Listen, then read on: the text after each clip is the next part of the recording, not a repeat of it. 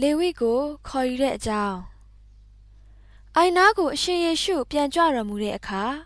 လူတွေဟာကိုရောအနာစုဝေးရောက်ရှိလာလို့သူတို့ကိုဆုံးမဩဝါဒပေးတော်မူတယ်။ကိုရောသွားတဲ့လမ်းမှာအခွန်ကောက်တဲ့နေရာမှာထိုင်နေတဲ့အာလဖဲရဲ့သားလေဝိကိုတွေ့တော့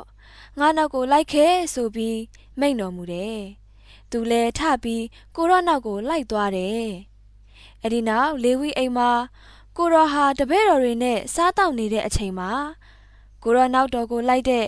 အခွန်ကောက်သူတွေနဲ့စိုးတဲ့သူတွေလည်းအတူပါဝင်စားတောက်ကြတယ်။ကိုရောဟာအခွန်ကောက်ခံသူစိုးတဲ့သူတွေနဲ့အတူစားတောက်နေတာကိုကျမ်းပြုဆရာနဲ့ဖာရိရှဲတို့ကမြင်တဲ့အခါမှာ